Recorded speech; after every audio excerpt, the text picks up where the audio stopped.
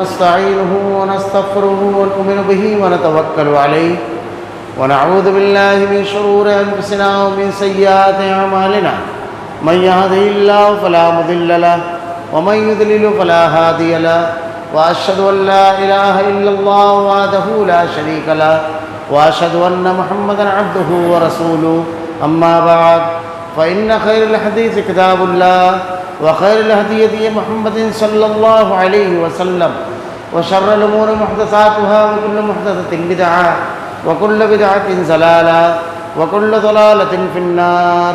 أعوذ بالله من الشيطان الرجيم. بسم الله الرحمن الرحيم.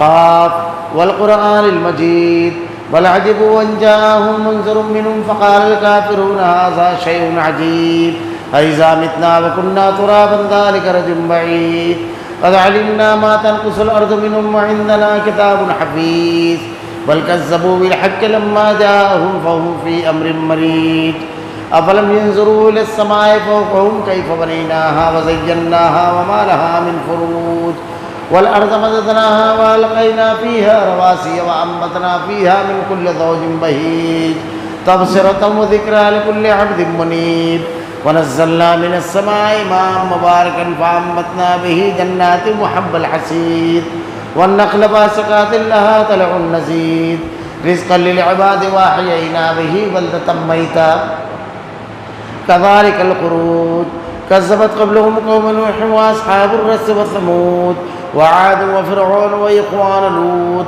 وأصحاب الأيكة وقوم تبع كل كذب الرسل فحق وعيد أفعينا بالخلق الأول بل هم في نفس من خلق جديد. قال الله تعالى في القرآن المجيد والفرقان الحميد. أعوذ بالله السميع العليم من الشيطان الرجيم. بسم الله الرحمن الرحيم. يسأل أيان يوم القيامة فإذا برق البصر وخسف القمر وجمع الشمس والقمر يقول الإنسان يومئذ أين المفر كلا لا وزر إلى ربك يومئذ المستقر ينبأ الإنسان يومئذ بما قدم وأخر بل الإنسان على نفسه بصيرا ولو ألقى معاذيرا. تمام تعریفیں اللہ رب العالمین کے لیے جو تمام جہانوں کا یک و تنہا خالق و مالک ہے، اور بے شمار درود و سلام اللہ کے آخری نبی حضرت محمد صلی اللہ علیہ وسلم پر. معزز حاضرین،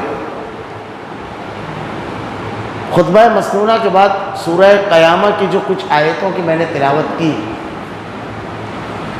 اس میں اللہ رب العالمین نے قیامت کے سلسلے میں جو کچھ لوگوں کا ایک رجحان ہے، جو کچھ لوگ ایک سوال کرتے ہیں، اس کو پیش کیا. اور پھر قیامت جب واقع ہو تو منظر کیسا ہوگا، اور انسان روز محشر جب اللہ کے جناب میں کھڑا ہوگا تو اس وقت اس کے پاس کیا کچھ سرمایے کے طور پر ہوگا، اور اس وقت اس کے پاس جو کچھ ہوگا اس کے علاوہ کیا ایسا ہے کہ اگر غلط ہو تو بچ سکے اور صحیح ہو تو اسے انعام نہ ملے. اس کی تفصیل اللہ رب العالمین نے انتہائی اختصار کے ساتھ بیان کرنا ہے. سب سے پہلی چیز یہ سلویان یوم القیامہ، وہ سوال کرتے ہیں قیامت کے بارے میں. منکرین قیامت یعنی ایک طبقہ انسانوں کا ایسا ہے جو یہ سمجھتا ہے کہ مرنے کے بعد آدمی کا وجود ختم ہو جائے گا، اور ختم ہو جانے کے بعد مٹی میں مل جائے گا اور سارا معاملہ ختم. حالانکہ ہم اور آپ غور کریں تو یہ چیز عقلاً بھی محال ہے.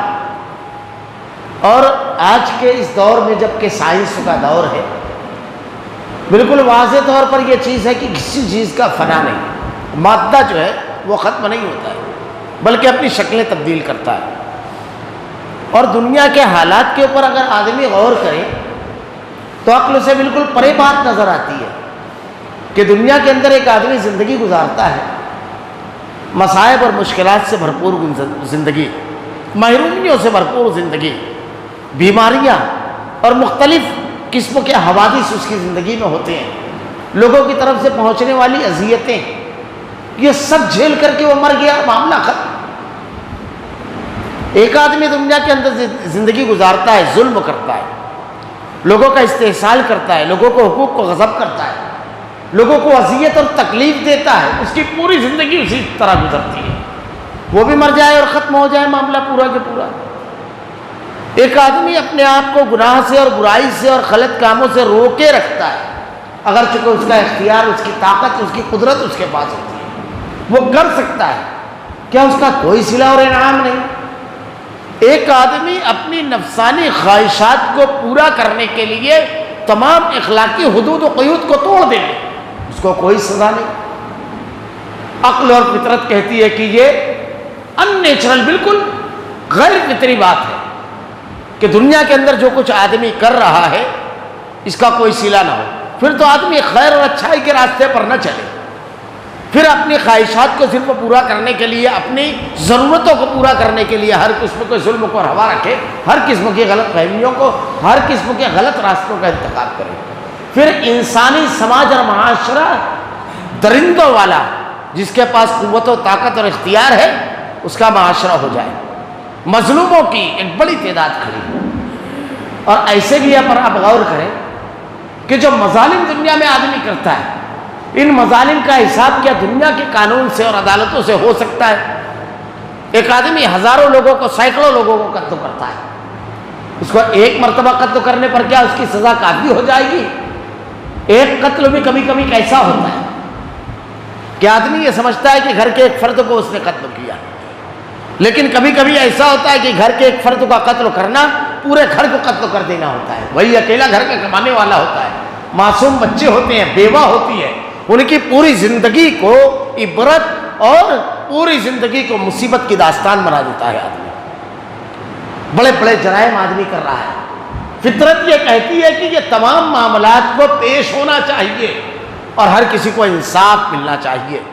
اللہ رب العالمین نے انبیاء کرام کے طویل ترین سلسلے کو جاری کیا اور اس کی آخری کڑی محمد رسول اللہ صلی اللہ علیہ وسلم، اور انسانوں کی ہدایت کے لیے کتاب نازل فرمائی، کتابیں، صحیفے، قرآن مجید کو نازل فرمایا، اور اس میں وضاحت سے بیان فرمایا کہ دنیا میں جو کچھ آدمی کرتا ہے ہر عمل کو قیامت کے روز پیش کیا جائے گا۔ یسأل الجان یوم القیامہ، تم پوچھتے ہو قیامت کب واقع ہوگی، کیسے آئے گی؟ یسأل الجان یوم القیامہ فإذا برق البصر، جب قیامت واقع ہوگی تو آنکھیں پھٹ جائے گی، منظر قیامت کا دیکھ کر کے آدمی حیرت زدہ رہے گا۔ قرآن میں کئی مقامات پر الگ الگ انداز میں اس چیز کو پیش کیا گیا ہے کہ انسان جب قیامت کے روز اٹھے گا، جب قیامت کا منظر دیکھے گا تو عقل و بالکل معاف ہو جائے گی، آنکھیں پتھرا جائے گی، پھٹ جائے گی، اور وہ پوچھے گا یہ کیا ہے؟ فَإِذَا بَرِقَ الْبَصَرُ وَخَسَفَ الْقَمَرُ وَجُمِعَ الشَّمْسُ وَالْقَمَرُ۔ اللہ ارشاد فرماتا ہے کہ جب چاند بے نور ہو جائے گا، سورج اور چاند ملا دیا جائیں گے، کہیں اللہ نے ارشاد فرمایا اذا الشمس كورت، اذا الشمس كورت واذا النجوم انقطرت، ستارے بے نور ہو جائیں گے، چاند اور سورج، کہیں اللہ نے ارشاد فرمایا پہاڑ چلا دیے جائیں گے، سمندر بھڑکا دیے جائیں گے۔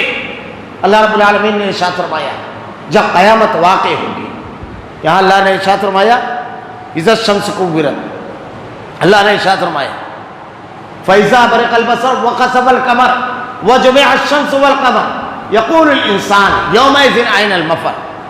انسان جب یہ منظر دیکھے گا قیامت کا تو آدمی قیامت کے روز یہ سوال کرے گا کہ کیا کوئی راہ فرار ہے؟ تمام اعمال کا حساب دینا ہے، مجرمین کے لیے عذاب ہے، دردناک عذاب اور پکڑ ہے، کیا بھاگنے کی کوئی جگہ ہے، راہ فرار ہے؟ اللہ رب العالمین ارشاد فرماتا ہے کلا، ہرگز نہیں، نہیں، کوئی جائے قرار نہیں ہے، بلکہ صرف ایک جگہ ہے جہاں آپ جا سکتے ہو، ایک جگہ۔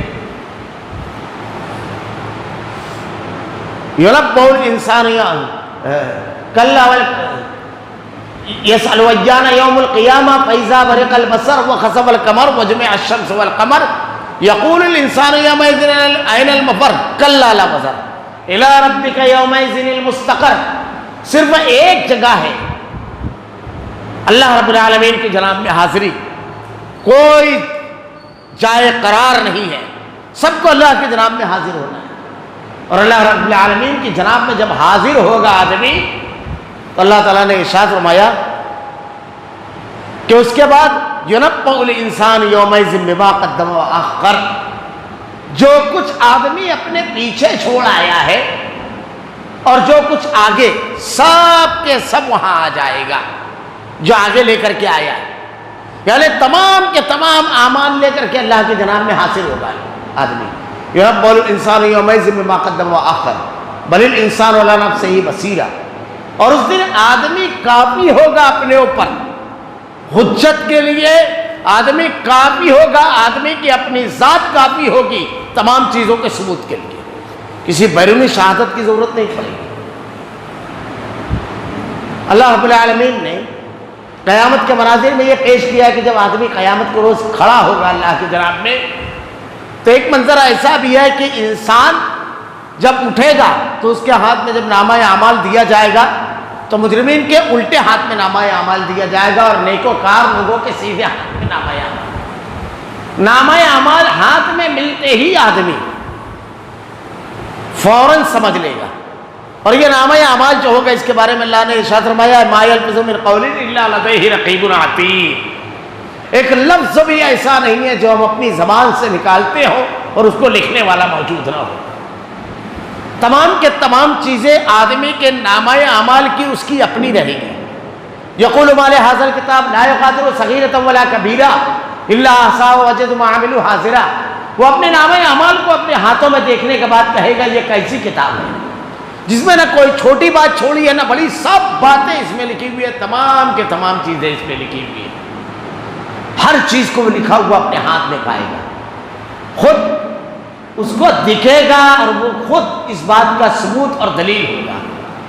اللہ رب العالمین نے ارشاد فرمایا کسی مقام پر اگر اس نے کوئی کام کیا ہوگا تو اللہ تعالیٰ ارشاد فرماتا ہے کہ اس روز اذا زلزلت الارض زلزالها واخرجت الارض اثقالها وقال الانسان ما لها یومئذ تحدث اخبارها.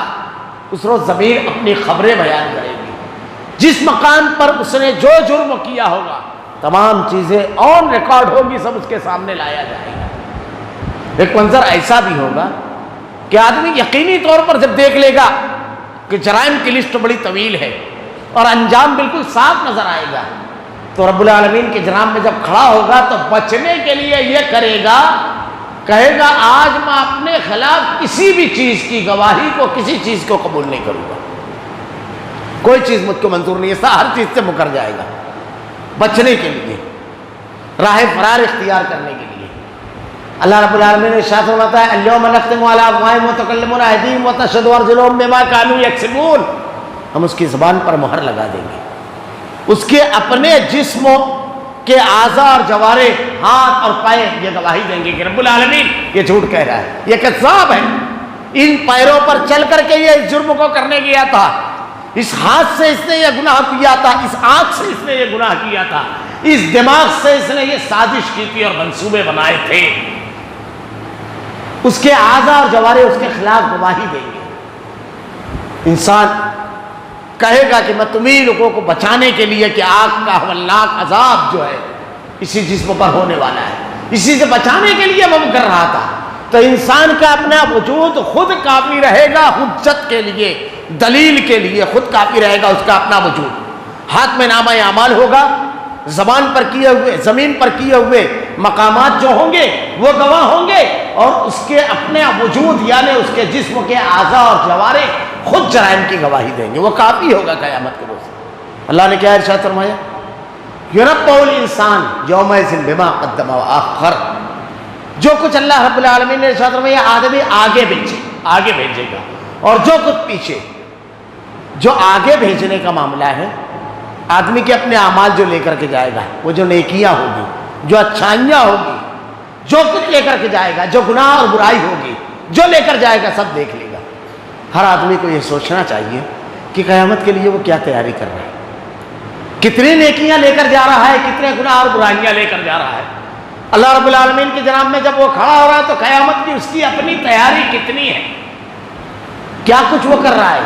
حضرت ابو ہریرہ رضی اللہ تعالیٰ عنہ کا بڑا مشہور واقعہ ہے کہ بالکل آخر وقت تو آیا تو رونے لگے، آنکھیں اشکبار ہو گئی۔ سب سے زیادہ کثیر الروایہ اللہ کے نبی صلی اللہ علیہ وسلم کی خدمت میں حاضر رہتے، حدیثیں سنتے، یاد کرتے، اسے بیان کرتے، اور زندگی بھر حدیث رسول کی خدمت کی ہے۔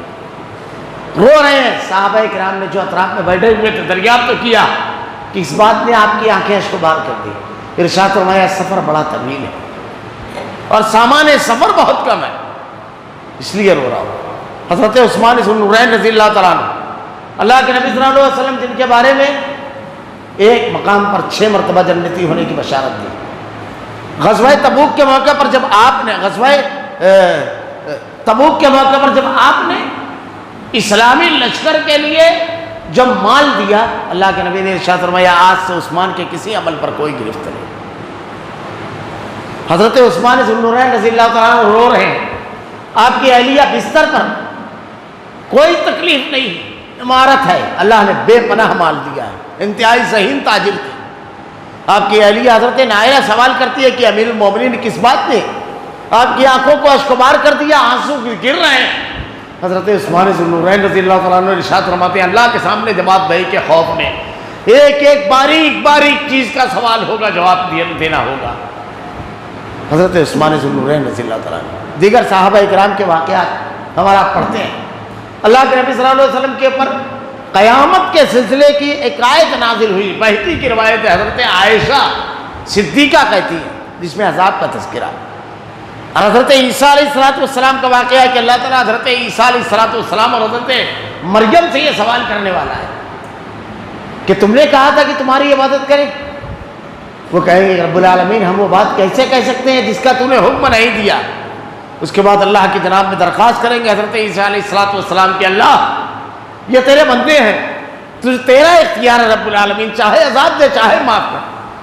اللہ کے نبی صلی اللہ علیہ وسلم اس آیت کو رات بھر تلاوت کرتے رہے، رب العالمین نے جو قرآن میں نازل فرمایا۔ حضرت عائشہ کہتی ہیں رات بھر اسی ایک آیت کی تلاوت کرتے رہے۔ اللہ کے نبی صلی اللہ علیہ وسلم نے عذاب کے بارے میں جب بیان فرمایا تو ارشاد فرمایا کہ اگر تم عذاب قبر کو دیکھ لو تو جنگلوں میں نکل جاؤ، مسکراہٹ تمہارے چہروں سے غائب ہو جائے، اور تمہارا معاملہ یہ ہو کہ تم اپنی بیویوں کے پاس نہ جاؤ۔ اگر قبر کا عذاب تمہیں دیکھ لو، جو کچھ میں نے دیکھا ہے اگر تم وہ دیکھ لو، بہت زیادہ رویا کرتے تھے، بہت زیادہ اللہ کی جناب میں توبہ اور استغفار کیا کرتے تھے۔ آدمی نے آخرت کے لیے مرنے کے بعد جب اللہ کی جناب میں کھڑا ہونا ہے تو اس کے لیے اس نے کیا کمایا، آگے لے جانے کے لیے کیا کیا، کتنی نیکیاں کی اس نے، گناہ کے کتنے کام کیے۔ اللہ کے نبی صلی اللہ علیہ وسلم نے ارشاد فرمایا وہ شخص کامیاب ہوا جس نے اپنا حساب خود لے لیا، خود اپنا محاسبہ کر لیا کہ اس کی زندگی کیسی ہے۔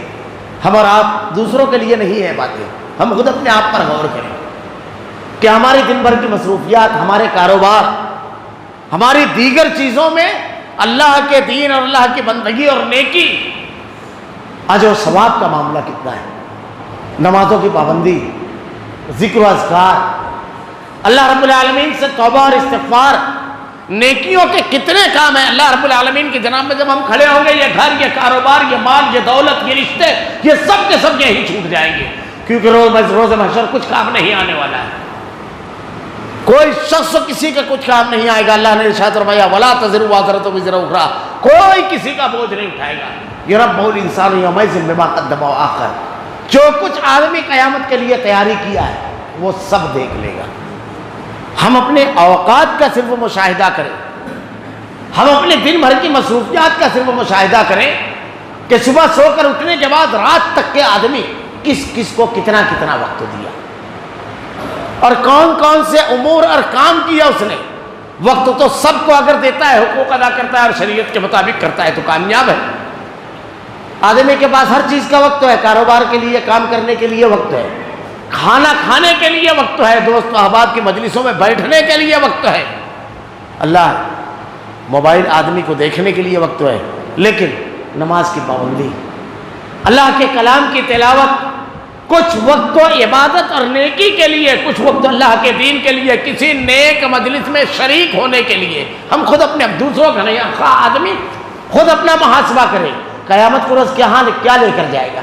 کیا یہ تمام چیزیں روز ہمیشہ کام آنے والی ہے، یا یہی چیزیں ہمارے لیے اذیت کا سامان بن جائے گی؟ یہ رب الانسان یوم الذی ما قدم وآخر.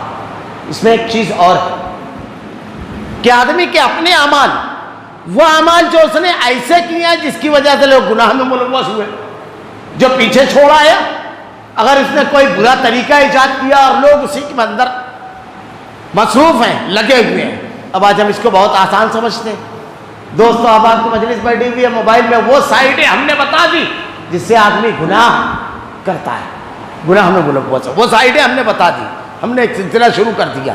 اب وہ جب تک کہ وہ گناہ کا کام کرتا رہے گا، اللہ کے نبی صلی اللہ علیہ وسلم نے اس کو بھی ملے گا، اور جس نے اس کی رہبری اور رہنمائی کی ہے اس کو بھی اس کی سزا ملے گی. حابیل اور قابیل حضرت آدم علیہ السلام کے جو بیٹے تھے، تو اللہ کے نبی نے ارشاد فرمایا پہلا قتل اس نے کیا زمین پر. اس لیے قیامت تک کے جتنے بھی قتل ہوں گے، قاتل کو بھی اللہ تعالیٰ گناہ اور سزا دے گا، اور اس کو بھی جو اس کا موجد ہے، جس نے اس کا آغاز کیا. تو ہم نے گناہ کے کتنے کام شروع کیے، تو ہمارے لیے گناہ جاریہ کتنا ہے، ہم نے کیا کیا کیا. کوئی برا کام، کوئی سازشی کام، لوگ بلا ضرورت اور بلا مقصد زندگی گزارے، ایسی چیزوں کا ہم نے آغاز کر دیا. کلبیں بنا لی ہم نے مختلف چیزیں بنا لی. ہم نے سیاسی پارٹیوں کی بنیاد رکھ دی جس کے ذریعے سب کچھ ہوتا ہے. سب کچھ ہم نے کر لیا. ہم نے نوجوانوں میں یہ گروپ بنا لی، ہم نے کھیل کود کی ٹیمیں بنائی، اس کی بنیاد رکھ لی. جو چیزیں ہم کر رہے ہیں، جو ہم چھوڑ کر کے جا رہے ہیں، یہ نیکی ہے یا گناہ؟ وقت کا ضیاع ہے، یہ وقت کی قیمت ہے. یہ رب الانسان یوم الذی بما قدم وآخر، جو کچھ اس نے پیچھے چھوڑا ہے. ہم نے کوئی نیک طریقہ چھوڑا ہے پیچھے، کوئی نیکی کا آغاز کیا ہے؟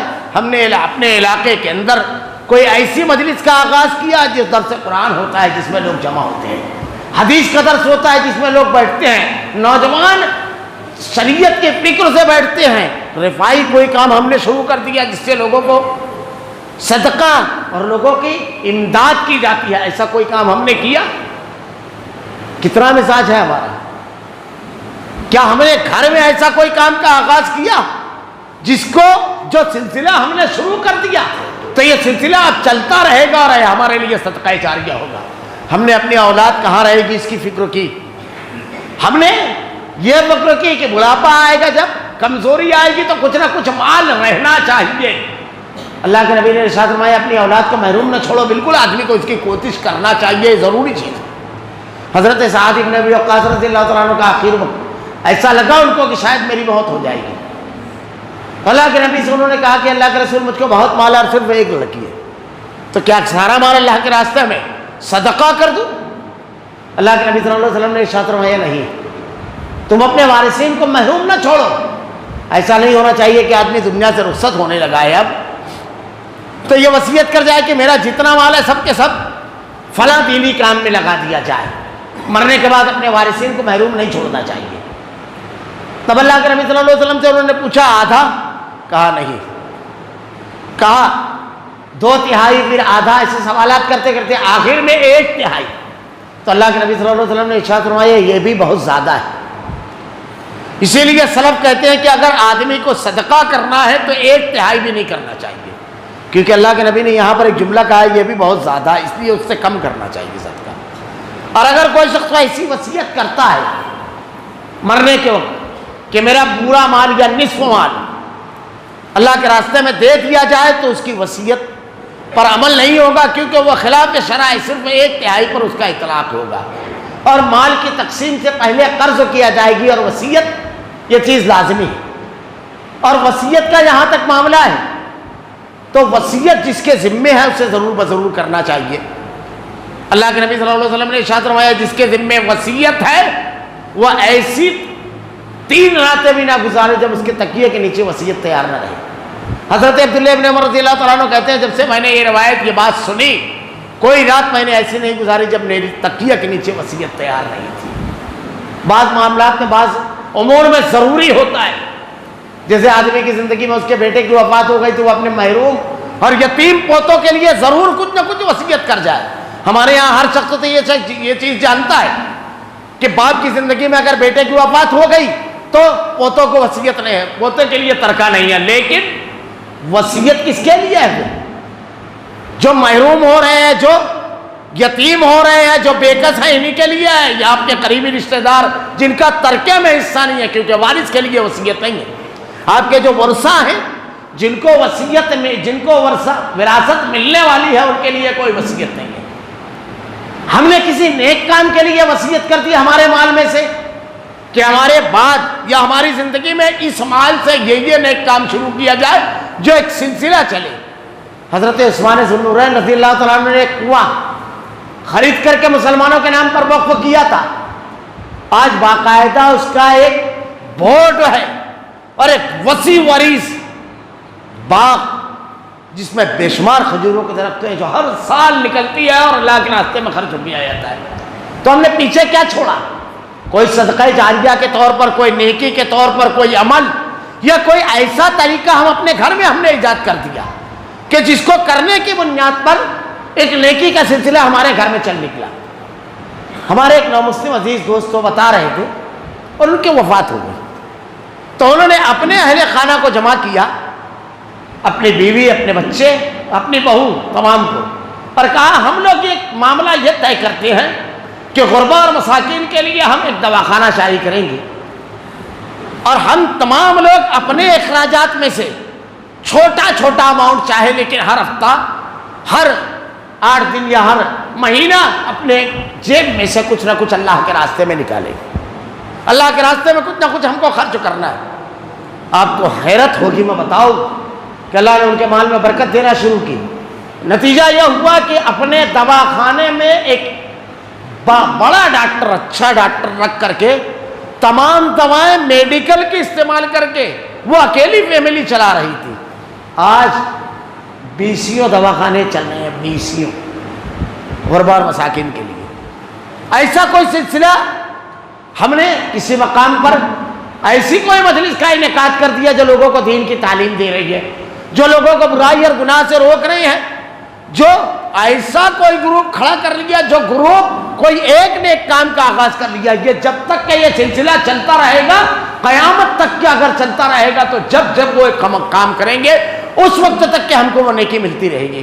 کیا ہم نے قیامت کے لیے یُنَبَّأُ الْإِنسَانُ يَوْمَئِذٍ بِمَا قَدَّمَ وَأَخَّرَ, جو کچھ ہم آگے لے کر گئے ہیں, کتنی نیکیاں ہیں, اور پیچھے کیا چھوڑ کر آئے ہیں, زمین جائیداد, اپنا نام, اپنی شہرت, اپنے کارنامے, یا اللہ کے دین کے سلسلے کو آگے بڑھانے, نیکیاں کرنے, نیک بات کو پھیلانے کا کوئی ضابطہ, کوئی چیز شروع کر کے آئے ہیں جو ہمارے لیے قیامت تک کے عمل اور قیامت تک کے لیے ہمارا ذخیرہ ہے. ہم کیا کر کے آئے؟ بڑی اہم چیز ہے.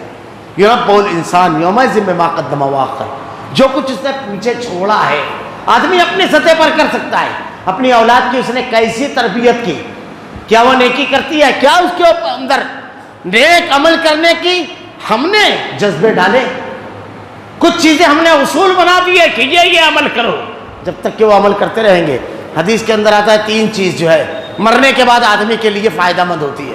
اس میں ہے وَلَدٌ صَالِحٌ يَدْعُو لَهُ, نیک اور صالح اولاد. جب بھی وہ نیکی کرے گی اسے بھی اس کو اجر ملے گا, اور اس کی اپنی والدین کو بھی. ہم اپنی اولاد کی ہر چیز کی فکر کرتے ہیں, کاروبار کی فکر, تعلیم کی فکر, لیکن يُنَبَّأُ الْإِنسَانُ يَوْمَئِذٍ بِمَا قَدَّمَ وَأَخَّرَ, یہ ہمارے بعد بھی ہم سے جٹا رہے ہمارا بیٹا, اس کی ہم نے کتنی فکر کی. ہم نے اگر اس کا دینی مزاج بنایا تو وہ جب ہاتھ اٹھائے گا تو ہمارے لیے مغفرت کی دعائیں کرے گا. وہ اگر نماز کا پابند ہوگا تو ہمارے لیے اللہ رب العالمین سے درجات کی بلندی کا سوال کرے گا. لیکن ہم نے کوئی دینی تربیت نہیں کی. آخرت میں ہم آگے جو لے کر گئے ہیں پیچھے کچھ بھی سرمایہ نہیں چھوڑا ہم نے اپنا ایسا کہ ہمارے لیے دعاؤں کو اٹھنے والے ہاتھ ہوں. ہم نے اپنے احباب ایسے نہیں رکھے, اپنی مجلسیں اور دوست ایسے نہیں رکھے. قیامت کے روز آدمی انہی کے ساتھ اٹھے گا جن کا ساتھ اس کی محبت ہے. اور ہمارے گزرنے کے بعد کیا ہمارے احباب ایسے ہیں پیچھے ہم کیا سرمایہ چھوڑ کر کے جا رہے ہیں؟ ہم کو غور کرنا ہے دینی نقطۂ نظر سے، آخرت کے نقطۂ نظر سے۔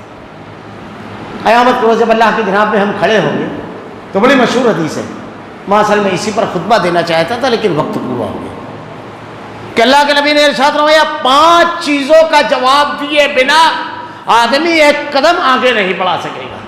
ہر شخص کو قیامت کے روز جو اللہ کی جناب میں کھڑا ہوگا 5 سوالوں کا جواب دینا ہے۔ پہلا سوال اس میں کیا ہوگا؟ اللہ کے نبی نے ارشاد فرمایا عمر کہاں لگائی؟ اللہ کے نبی نے ارشاد فرمایا عمر کہاں لگائی، یہ پہلا سوال ہونے والا ہے۔ اب عمر کہاں لگائی؟ آدمی اپنے 24 گھنٹے کو صرف کاؤنٹ کر لے گا بس سمجھ میں آ جائے گا، یا اپنی پوری زندگی دیکھ لے گا، بچپن کی طرف نظر دوڑائے تو اسکول کے لیے تو ہے، کھیل کود کی تو بے شمار یادیں ہیں، لیکن دینیات کی یادداشت تو کتنی ہے؟ جوانی کی طرف نظر دوڑائے تو بے شمار کارنامے ہیں، لیکن اللہ کے دین کے لیے کبھی دوست و احباب کی یہاں اگر کوئی خوشی کا موقع ہے تو رات بھر جاگے ہیں، یہ بہت موجود ہے ہمارے یہاں، تہوار کا موقع ہے تو رات بھر جاگے ہیں، کوئی اور معاملہ ہے، سیاست کا معاملہ ہے، الیکشن وغیرہ ہے، لیڈر کی اگر بات ہے تو ان کے پیچھے بھی رات دن لگائے ہیں کلبے بنا کر، لیکن کیا اللہ کے جناب میں رات میں اٹھ کر کے سجدہ ریز ہو کر کے کچھ آنسو بھی ہے، توبہ اور استغفار والی کچھ راتیں بھی ہیں، کچھ راتیں ایسی بھی ہے جو خالص اللہ کے لیے، جس کی نعمتوں میں ڈوب کر کے ہم زندگی گزار رہے ہیں، یا کسی اور سے نہیں، ہم سے خود، ہم اپنی ذات سے سوال کریں تاکہ اس رحیم و کریم رب کے سامنے کہہ سکے رب العالمین یہ نہیں کیا ہے، یہ ٹوٹے پھوٹے اعمال ہیں رب العالمین، خالص تیری رضا کے لیے، اے رب خالص تیری رضا کے لیے، پوری دنیا سے چھپ کر کے میں نے کیا تھا، لوگوں کے لیے جاگا تھا، لیکن اللہ تیری رضا کے لیے بھی ان آنکھوں سے جاگا تھا۔ اللہ کے نبی سے ایک صحابی نے پوچھا کہ اللہ کے رسول صلی اللہ علیہ وسلم کامیابی کیا ہے کامیابی؟ اللہ کے نبی صلی اللہ علیہ وسلم نے ارشاد فرمایا کامیابی شرک سے اپنے آپ کو بچا لو، شرک سے اپنے آپ کو بچا لو، لوگوں کو کھانا کھلا، نرم گفتاری، اور آخری جو چیز بیان فرمائی وہ یہ کہ اس وقت اللہ کی عبادت کرو، اس وقت اللہ رب العالمین کے سامنے سجدہ ریز ہو جب لوگوں کی پیٹھ بستر سے لگی ہوئی، اس وقت، یہ معمولی چیز نہیں۔ اللہ تعالیٰ پوچھے گا عمر کہاں لگائی، ہم اپنی عمر کا محاسبہ کریں، کسی اور سوال صرف ہم سے ہوگا، دوستوں سے نہیں ہوگا، احباب سے نہیں ہوگا، کسی اور سے نہیں ہوگا، یا ہماری اپنی ذات سے۔ ہر آدمی کو اس کا جواب ملا ہے، عمر کہاں لگائی، مال کہاں سے کمایا، ہر ایک کی تفصیل ہے، مال کہاں خرچ کیا، ہمارے نزدیک اہم یہ نہیں یہ مال کتنا کمائے، معاف کیجیے گا مومن کے نزدیک اس کی کوئی حیثیت نہیں ہے۔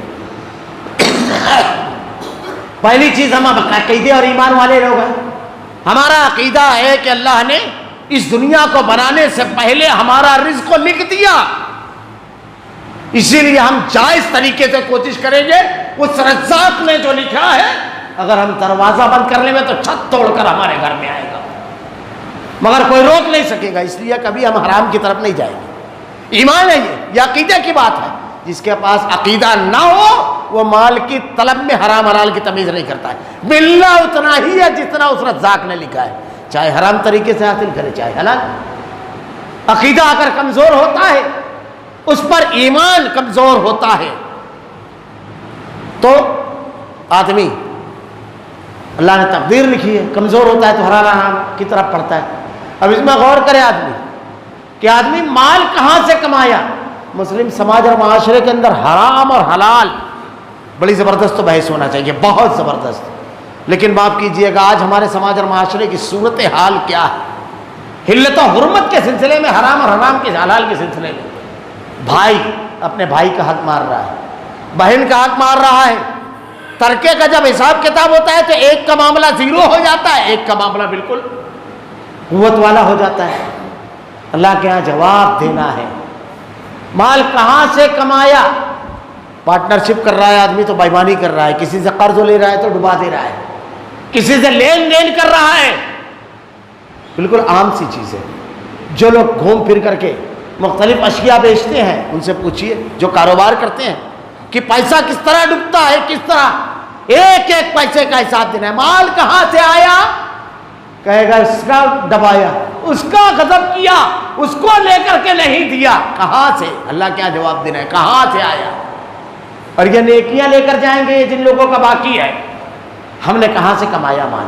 الیکشن کا ٹائم تھا، ضمیر بیچا، خود کو بیچا. ایسے نااہل لوگوں سے پیسہ لیا جنہوں نے راستے نہیں بنائے، لوگوں کا چلنا پھرنا دوبر ہو گیا، اجیرن کر دی لوگوں کے لیے جو مسئلہ بن گیا. یہ پیسہ آپ نے کہاں سے؟ کمیشن کھایا، لیڈری کی، کوئی کام نہیں کیا. کہاں سے؟ سب کا حساب دینا ہے. اللہ کے ہاں ایک ایمان والا کس انداز میں سوچتا ہے، کیسے؟ مجھ کو اچھی طرح یاد ہے، مسجد میں خطبہ دینے کے لیے گیا، اچھی طرح یاد ہے، کافی پرانی بات ہے، جو لوگ جانتے ہیں شہر کے طاہرہ مسجد میں خطبہ دیا کرتا تھا. جب میں خطبہ دینے کے لیے مسجد پہنچا تو وضو خانے پر ایک شخص آ کر کے مجھ کو کہتا ہے کہ حافظ صاحب آج آپ نے ایک خبر پڑھی؟ میں نے کہا نہیں، میں جمعہ کی نماز سے پہلے تو اس کا وقت ہی نہیں رہتا ہے خطبے کے لیے کچھ آیتیں اور احادیث وغیرہ دیکھنا. کہا خبر ہے کہ ایک غیر مسلم شخص نے جو بڑی طویل مدت تک کے ایک مسلمان کے یہاں کرایہ دار تھا، یعنی 25-30 سال یا زیادہ مدت تک کے، بس ایک زبان پر اس نے دکان خالی کر دی، کچھ بھی نہیں کہا، ایک زبان پر اس نے کہا خالی کرو، وہ سکتے خالی کر دی. مجھ کو بڑا افسوس ہوا. پھر میں نے اسی عنوان پر خطبہ دیا. مالیگاؤں شہر مسلمانوں کا شہر ہے، ایمان والوں کا شہر، کثرت ہے اس کی. یہاں ایمانداری خبر بن جائے کہ ایک شخصوں نے ایمانداری کا مظاہرہ کیا، افسوسناک بات ہے. یہاں تو بےایمانی خبر بننا چاہیے کہ مسلمانوں کے معاشرے میں فلاں نے بےایمانی کی. یہاں خبر اس کو بننا چاہیے. خبر کس کو کہتے ہیں؟ خلاف واقعہ چیز کو. اگر آپ سب لوگ دوپہر کا کھانا کھاتے ہیں خبر نہیں، لیکن کسی دن پورا شہر دوپہر کا کھانا نہ کھائے خبر بن جائے گی. خبر ایک نئی چیز کو کہا جاتا ہے. تو جہاں بےایمانی خبر بن جائے، جس معاشرے کے اندر مسلمانوں کا معاشرہ، اب یہیں پر ذرا سا غور کیجیے، ہمارے سماج اور معاشرے کے اندر مال کہاں سے کمایا؟ اب کس کس شعبے کے لوگ جواب دیں گے؟ کس کس شعبے کے لوگ؟ اگر مزدور ہیں تو پھر بالکل ایک دن کے لیے جو چلاتے ہیں روکڑا کیا بولتے ہیں، تو ڈوری توڑ کر کے کتنا اندر ڈالا. اللہ کے یہاں جواب دینا ہے. اور اگر سرمایہ دار ہے تو پھر میں کیا کیا؟ اللہ کے یہاں جواب دینا ہے. مزدوری کیسے ماری مزدور کی؟ اللہ کے یہاں جواب دینا ہے. ہم نے مختلف دکانوں سے اشیاء خریدی، ان دکانداروں کو جیا یہ نہیں کہ مال ہمارے پاس جو تھا کہاں سے آیا. ہر چیز کا جواب دینا ہے. اگر ہم ڈاکٹر تھے تو کتنا کٹ لیتے تھے ایک مریض کا، کتنا کمیشن ہوتا تھا؟ اللہ کے یہاں جواب دینا ہے. مال کہاں سے کمایا؟ اسکول کے مینجمنٹ میں تھے، ایک ٹیچر کو لگانے کا کتنا رشوت اور حرام کا پیسہ لیتے تھے. اللہ کا جواب دینا ہے. کہاں سے آیا؟ اللہ پوچھے گا. کورٹ میں تو یہاں ثابت نہیں کر سکتے، لیکن ایک قدم آپ نہیں بڑھا سکیں گے. معمولی چیز نہیں ہے، ایک قدم آپ نہیں بڑھا سکیں گے جب تک کہ اللہ کو جواب نہ دیں گے. اللہ کو جواب نہ دیں گے. بس یہیں پر ایک اور چیز، حرام کتنی بری چیز ہے. حضرت ابوبکر صدیق رضی اللہ تعالیٰ عنہ کا واقعہ بڑا مشہور ہے، بہت مشہور ہے.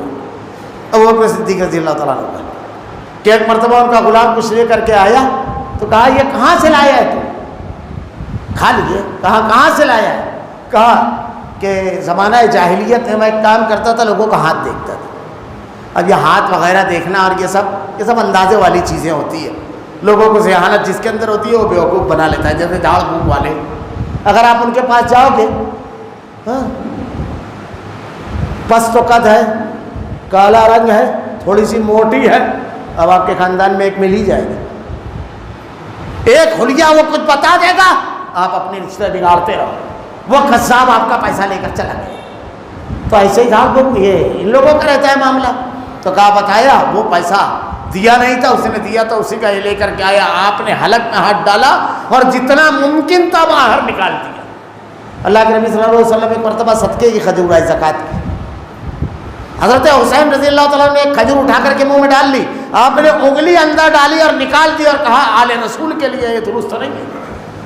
بچے تھے ہمارے یہاں ہے شب برات حلوہ بنا لو، کیا ہے بچے نہیں مانتے ہیں،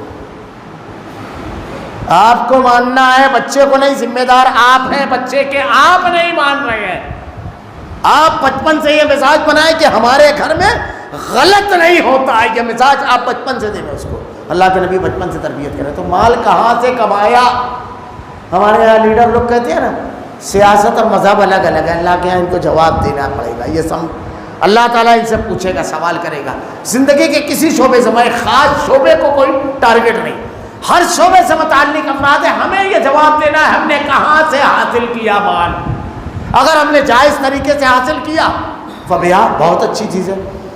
اللہ کے نبی نے ارشاد فرمایا ہے، اللہ تعالیٰ نے تجارت کو جائز قرار دیا ہے۔ اللہ کے نبی نے ارشاد فرمایا احرص علی ما ینفعک، فائدے دینے والی چیزوں کے لیے حریص بنو، ولا تعجز، عاجز نہ بنو، کوشش کرو پوری توانائی لگاؤ تاکہ فائدہ حاصل ہو۔ زیادہ مال کماؤ گے زیادہ اللہ کے راستے میں دو گے، زیادہ اپنے اہل عیال کو اچھی زندگی دو گے، بہتر کام کر سکو سے زیادہ اگر مال رہے گا۔ حضرت عثمان ذو النورین کے پاس، حضرت عبدالرحمن بن عوف رضی اللہ تعالیٰ عنہ، دیگر صحابہ کے پاس بہت مال تھا۔ حضرت طلحہ کے پاس کتنا دینار آیا؟ 1,00,000 دینار تقسیم کرنا شروع کیا۔ پہلے تو سونے نہیں، ابو بکر صدیق رضی اللہ تعالیٰ عنہ کے گھرانے کی بچی تھی آپ کی اہلیہ، کہتی ہے کیا بات ہے؟ کہا اتنا مال کیا کریں گے؟ کہا لسٹ بنائیے اپنے قریبی رشتہ داروں کی، اس کے بعد دوست احباب پڑوسیوں کی، غربا مساکین کی، پوری لسٹ تیار کی گئی۔ یہ دیکھیے ہم منصوبے بناتے ہیں کہ مال آئے گا تو یہ کریں گے، یہ کریں گے، یہ کریں گے۔ ينبأ الانسان یومئذ بما قدم وأخر، ہم نے آخرت کے لیے کیا بھیجا؟ جو مال ہم کو ہر ہفتہ پگار ملتا ہے، ہر ہفتہ ایک آدمی کو 5,000 ملتا ہے، ایک آدمی کو 2,000، ایک آدمی 3,000، جیسا بھی، ہم اس میں سب بجٹ رکھتے ہیں۔ چاہ پان کا جیب خرچ کا اتنا، پھر مہینے میں ایک مرتبہ موبائل کا ریچارج، کیونکہ موبائل اگر آج تو بیچا ہے، آدمی اپنے آپ کو ادھورا سمجھ رہا ہے اس کے بغیر، لوگوں سے بات چیت کانٹیکٹ ضروری ہے یہ۔ پھر اس کے علاوہ شادی بیاہ میں جانا ہے تو اب خالی ہاتھ نہیں جا سکتے، کسی کے یہاں بچے کی ولادت ہوئی تو اس کے لیے بھی کچھ نہ کچھ تحائف ہے، ہر چیز کا بجٹ ہے۔ ينبأ الانسان یومئذ بما قدم وأخر، قیامت کے روز ہم کیا لے کر جائیں گے؟ یہاں تو سب نے ہم نے ادا کیا، عید پر کپڑے بنائے، تہوار آیا تو کپڑے بنائے، ابھی تو ایک نبی عید لوگوں نے بنا لیا جس میں نماز بھی نہیں یا کچھ نہیں ہے، مگر بنا لیا لوگوں نے۔ اللہ کے نبی صلی اللہ علیہ وسلم کی وفات کے روز لوگ خوشیاں منا رہے ہیں، جبکہ 9 ربیع الاول آپ کی ولادت کا دن ہے۔ احمد رضا خان نے خود فتاوی رضویہ کے اندر یہ تحقیق لکھی ہے، اور ریاضی داں کہتے ہیں کہ جس سال اللہ کے نبی کی ولادت ہوئی، پیدائش ہوئی، اس روز ربیع الاول کے مہینے میں پیر کا دن 2، 9، 16 اور 23 کو آیا، 12 کو آیا ہی نہیں، اور اللہ کے نبی کہتے ہیں میں 12 ربیع میں پیر کے روز پیدا ہوں۔ تو وفات کے دن جو لوگ خوشی مناتے ہیں اور پھر بے شمار گستاخیاں اللہ کے رسول کی شان میں کرتے ہیں، آپ کے نام کو دیکھیے، اب تو کیک وغیرہ بھی استغفر اللہ نعوذ باللہ، اور کیا کہہ رہے ہیں، جہالت کی انتہا ہے۔ کیک کاٹے جا رہے ہیں، اس پر کلمہ لکھا ہوتا ہے، یہ تمام چیزیں جو ہو رہی ہیں، خیر وہ ایک الگ چیز ہے، ذرا سا دوسری طرف چلی جائے گی۔ ينبأ الانسان یومئذ بما قدم وأخر، ہم نے اپنے مال میں سے کتنا آخرت میں اللہ کے جناب میں جائے کہ رب العالمین ضرورت اور تقاضوں کے لیے تو خرچ کیا، اللہ تیری رضا کے لیے بھی خرچ کیا۔ لوگوں صدقہ کرو، چاہے کھجور، جب قبر میں عذاب آدمی کے سامنے سے آئے گا پیڑ کی طرف سے، تو صدقہ اللہ کے راستے میں دیا ہوا روکے گا۔ ذرا سا سوچئے، مسجد میں جب ہم کو دینے کی نوبت آتی ہے تو آدمی چھوٹی نوٹ نکالتا ہے، اگر آپ کے ساتھ اگر 10 لوگ بیٹھ گئے ہوٹل پہ، 5-6 بیٹھ گئے، 5 یا 6 لوگ بیٹھے ہوئے، تو ہر آدمی بزید ہوتا ہے کہ ملتے ہوئے۔ اچھی چیز ہے، مہمان نوازی کرنا چاہیے، لیکن اللہ کے گھر میں آپ نے طے کر لیا ينبأ الانسان یومئذ بما قدم وأخر، اللہ کے یہاں لے کر جاؤ گے، اللہ کے گھر کے لیے اور احباب کے لیے کتنا دیا ہے۔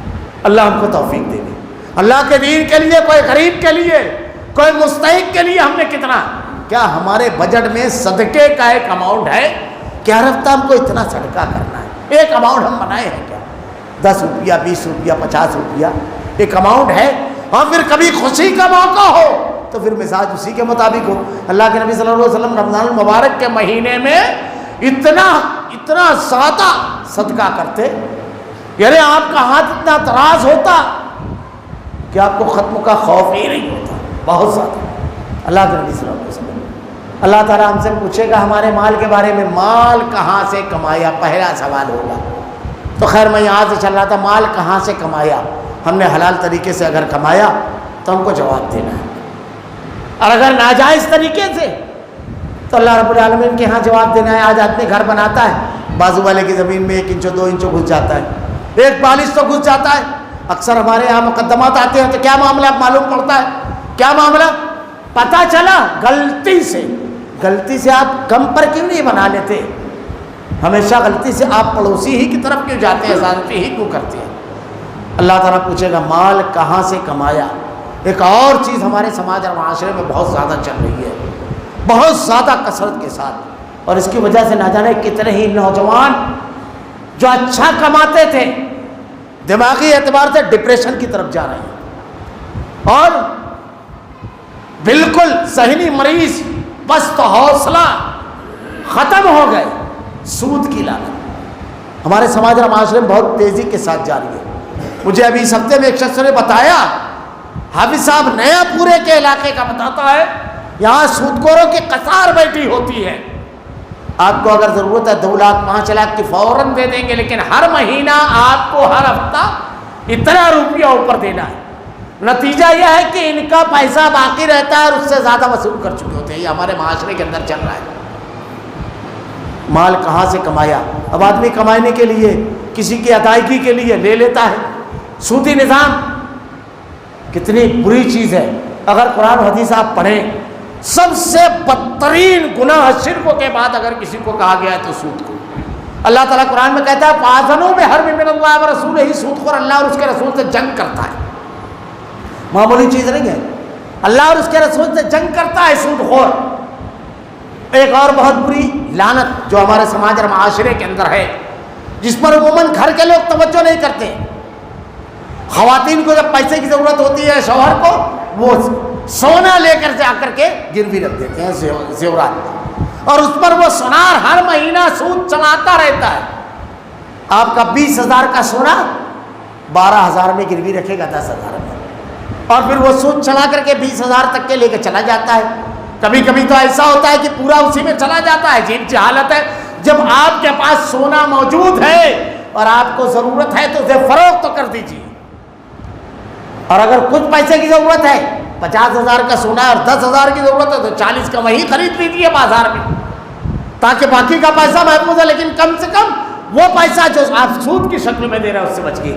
یہ ہمارے گھروں میں بالکل عام ہے، ہماری گلی اور محلوں میں آپ اگر تلاش کریں گے تو شاید کوئی محلہ، گلیاں بہت مشکل سے ملے گی جہاں کچھ نہ کچھ رکھا ہوا ہے۔ یہ صورتحال ہے۔ اللہ تعالیٰ ارشاد فرماتا ہے سودخور اللہ اور اس کے رسول سے جنگ کرتا ہے۔ کوئی کسی گناہ کے بارے میں آپ کو یہ جملہ نہیں ملے گا، برکت ختم ہو جاتی ہے مال کی۔ حضرت عبداللہ بن عباس رضی اللہ تعالیٰ عنہ اس آیت کے تناظر میں ارشاد فرماتے ہیں کہ روز محشر سودخور سے کہا جائے گا لے ہتھیار اور اللہ اور اس کے رسول کے مقابلہ۔ کس کی جرأت، کس کے پاس یہ ہمت کہ اللہ اور اس کے رسول کے مقابل ہتھیار لے کر کے کھڑا ہو قیامت کے روز۔ اللہ تعالیٰ نے ارشاد فرمایا یتخبطہ الشیطان من المس، سودخور قیامت کے روز کھڑا نہیں ہوگا مگر اس طرح کہ جیسے شیطان نے اس کو چھو کر خبتی مقبوط الحواس کر دیا ہو۔ اٹھائیے تیسرا پارہ قرآن میں۔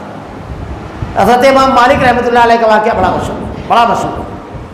وہ کہتے ہیں سود کا ایک واقعہ، میں بات اسی پر سمیٹ دوں گا،